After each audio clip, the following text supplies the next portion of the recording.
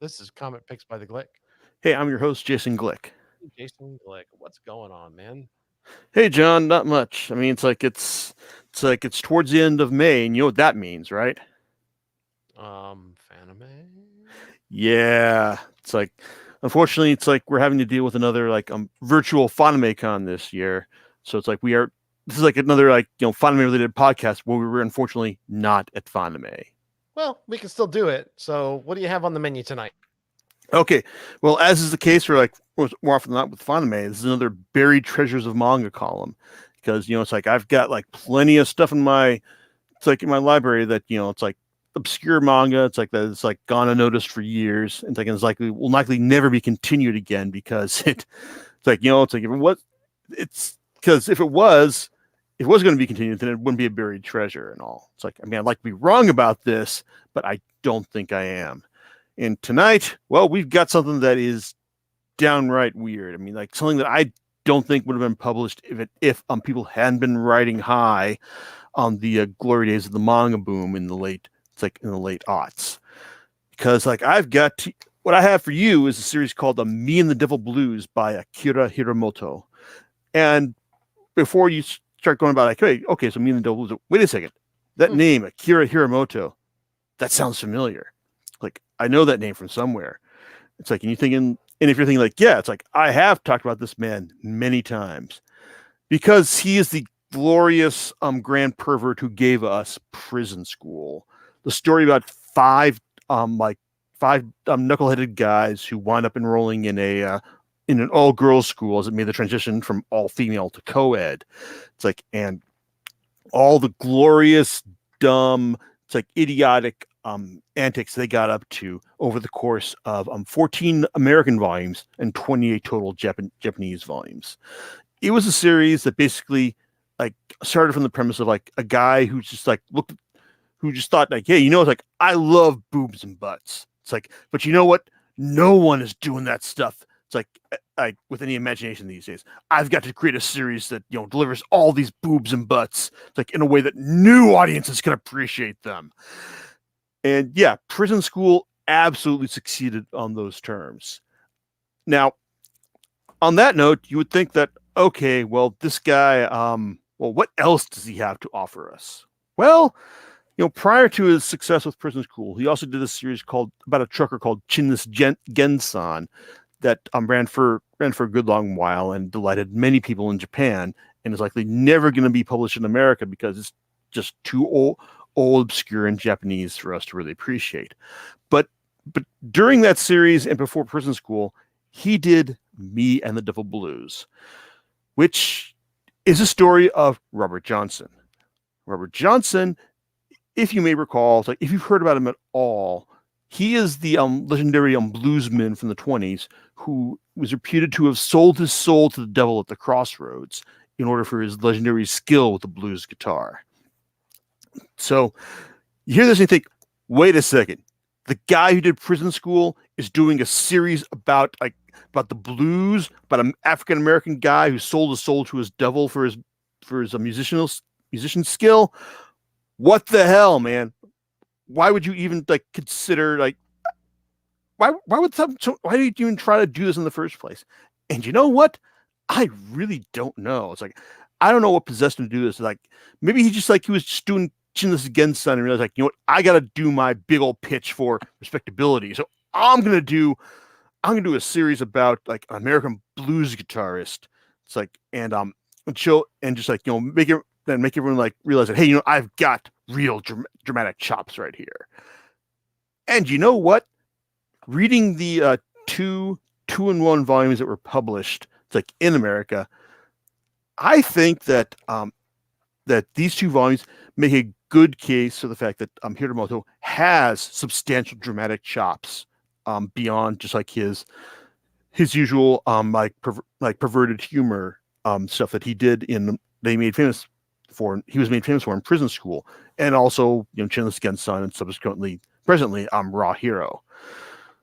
But it's like if you're looking at this and you're thinking okay, is this going to be a legitimate history of Robert Johnson's life? You know what? I feel pretty confident in saying no, it is not. Is it entertaining? Yes, it is. But I imagine that there's a lot of problematic stuff that that Hiramoto, like when he was doing this back in the aughts, like probably couldn't even like have realized that people were going to be thinking about his series. It's like more than the fact that hey, it's like Japanese guy like does an American story from the 20s. So that's that's something you have to consider here. It's like yeah, it's like I wouldn't say this is a it's not a very realistic look at Johnson's life to the extent that like I think that Hiramoto heard the story of Johnson and wanted to like do a story about that, but then he kind of like got distracted by other things and let his own muse take right here because the first volume or the first half of the first American volume basically tells the story of Johnson, it's like who was just like like an average, it's like average guy, average African American male living in the 20s, like in the South, like making a living as a farmer. It's like he's got his sister, her husband, and also his wife who is pregnant. It's like and he's just trying to make live a decent life. It's like by those standards, but he's also like constantly like being drawn to the drawn to the music offered by at the local juke joint. It's like just like he hears the blues and it's like and it's and how they're being practiced by one of its local legends, Son House, and he just wants to he wants that that kind of that kind of fame, like just wants to be known as a great bluesman and all, but it's like he just can't. That he's just not able to he just doesn't have the skill for that, and unfortunately, it's like it's like he and it's like and he's like just like going about his business like he goes by the crossroads one day. It's like it's like he sees this like phantasmagorical representation of a church, and well, it's like things get weird from here because the first volume only kind of works in the sense that you kind of assume that this is what you think of that you think of Johnson as like this average guy like who's given the chance to be something more, and what's he going to give up in order to get that greatness. It's like on that level like the volume kind of works. It's like but it's like it's standard, but it's like it's standard myth making stuff. It's like and it doesn't offer anything new, but I gotta admit it's like Hiramoto's art does a good job of selling the like the tension like in the unreality of the setting because like the genius of what he did in prison school was that he was able to like sell like this utterly absurd like this realistic setting but in utterly absurd ways. It's like just like just portraying like the overly hyped up for comedy rather than drama. Being the Devil Blues shows that that Hiramoto can do drama really well. It's like he can, like that he can play the play the unreal, the over the top, like for straight up drama, and that's what really carries these volumes here, especially the first one. It's like I mean, because like I said, it's basically just like building the myth of it's like a Robert Johnson up to a certain point because well, it's like that because like after we learn like what Robert gave up, what specifically he gave up in order to be a great bluesman. Well, the story flashes forward a bit to show to the future, to show you like what he's doing now, like now that he's given up that thing, and it introduces us to the series' most prominent white character, guy named Clyde Barrow. Yes, that Clyde Barrow of Bonnie and Clyde fame. And well, if you were hoping that this is gonna be like one of those rare manga that offered like an African American protagonist, like like going like showing you what his troubles were, well, sorry to disappoint you, but well, it's like I guess it's not necessarily like a huge problem, but as in terms of like the actual entertainment quality of the story goes. But the thing is that Clyde Barrow Well, it's like once he shows up, it's like he almost kind of hijacks the story to a certain extent. I mean, he certainly hijacks Robert because while Robert is shown to be wandering the back roads of the South, it's like after the events of the initial storyline. Well, Clyde picks him up, and it's like because he has him in mind for a certain job. He just wants him to play the blues for these for this white party. It's like at this plantation. Like just distract them long enough so that he can get in. And rob the place. So this does work to a certain extent, but things kind of go wrong when Clyde comes upon like the plantation owner's wife in bed with another man, gets a gun put to his head by the plantation owner, and then Robert like freaks out during the while he's playing the blues because he's suddenly grown 10 fingers. No, really, he's suddenly grown 10 fingers because, well, it's like it's part of his deal with the devil. Yeah, that's the story here, and I'm sticking to it. It's not something that's specifically explained, but it's like, but Robert's but this like mutation that Robert has like does kind of play into a lot of the second volume, especially when Clyde escapes, takes Robert with him, and they're just like relaxing, in the cool night, and Clyde asks him why don't you just play something for me, and Robert's kind of like can't do that because he's thinking like I had 10 fingers, I can't show this white man I got 10 fingers on my right hand because he's gonna shoot me for it, and can't really argue with his logic there, but this is the kind of series that we're playing with. It's there's all these there are these supernatural touches to it, even if it doesn't fully commit to out and out unreality. It's but the thing is though that Hiromoto shown is he's really good at playing the tension, the playing up the tension of these situations really well. It's whether it's something that's as unrealistic as Robert dealing with the fact that he's got 10 fingers on his right hand. It's and also it's or if it's just Clyde coming into the town, this one nearby town after a bunch of people have assaulted him and Robert and taken off Robert for reasons unknown. Clyde comes into this town to find out just what's going on, and he comes upon this this place that's just it's like a speakeasy, and they're just all this booze up on the wall there, and he just asked for a soda pop, and these other dudes come in and say, hey, yeah, you're just drinking a soda pop, what kind of pussy are you, man? It's give us a real man's drink. And then the bartender there gives them a drink, and they drink, and they're like, oh my god, what's this stuff? And then the bartender and the guys pull out some guns because hey, it turns out this town is a dry town, and they're only offering this booze for people who won't act who are is a test to what's what people are actually made of. So good old Clyde, he passed. It's and he introduces himself as a newspaper man named Robert because he's just trying to figure out what's going on around here.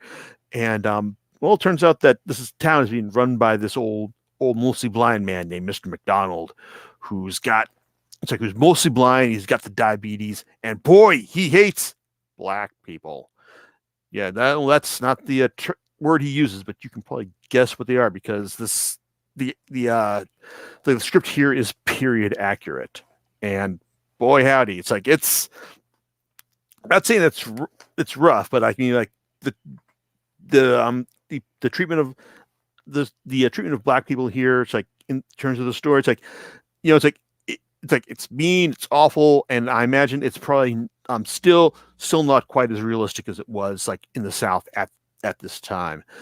But around this time, it's around this point in the narrative though, it's the story just kind of shifts more from being focused on Robert's episode like adventures to Clyde, navigating like what's going on in this town. It's like, and getting on Mr. McDonald's good side and all.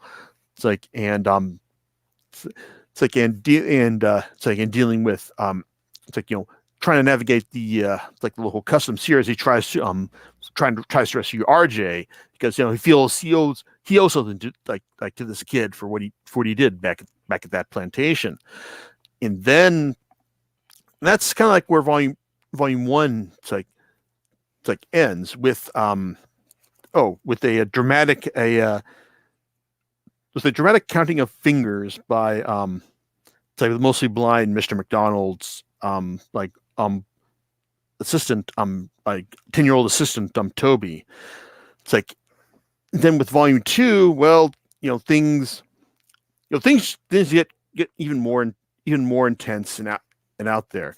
It's like as Clyde spends a night at Mr. McDonald's mansion and finds out that, well, Mr. McDonald's likes to sleepwalk during the night. Oh, and he's also got a special space like behind the church in his it's like in his mansion. It's filled with it's like very realistic kids and candy. Yeah, it's like, and in the meantime, like RJ or Robert is it's like is in jail. It's like at the mercy of the white man there, but also it's like at the mercy of his companion Ike, who may or may not be the devil, and who urges him to give up what he wants, because it's like, what if you just keep clinging to your desires? Well, it's like just awfulness of like an awful fate awaits you. And that's kind of like how far that's where most of volume, like the first half of volume 2 goes. And then the second half of that volume basically involves Clyde breaking RJ out of jail, and them being chased by Mr. McDonald's like hound dogs. It's like it's like Hiromoto kind of like treats these hound dogs as the villains of a shonen manga arc. It's just something like, they've got their own special abilities. Golem, he'll just like destroy his prey and all. It's like, you think, yeah, okay. It's like, so this is kind of, it's like I'm watching like how things are going to go in like the latest arc of Jujutsu Kaisen. Got it. So, but a lot of the stuff, it's just kind of like even though it's like it's got this heightened sense of realism, it still feels believable to a certain extent. It's like, and Hiromoto's like I says trying to like maintain like the tension in these encounters. It's like is really impressive. It's like when even when Golem shows up like drooling blood on top of this moonshiner shack that RJ and Clyde have taken refuge in, it's like it still kind of feels like, oh man, it's like shit's about to get real. It's like, and it just feels like it's still. I'm not about to call bullshit on it. It's like it still feels entertaining, especially in how they finally deal with them. Oh, and also how things end with Clyde, carrying a wounded RJ to the local juke joint, which oh man, it's like it's bad, because you got this one-eyed African American guy who's just saying how much he hates white people and he hates liars. And it's like, and when he hears Clyde tell that, hey, I've cured this genius bluesman like all this way here, you got to help him. And when RJ starts like getting case of stage fright, he goes like, I hate white people, I hate liars, I hate to think you as both of them. It's like, yeah, it's it's kind of over the top.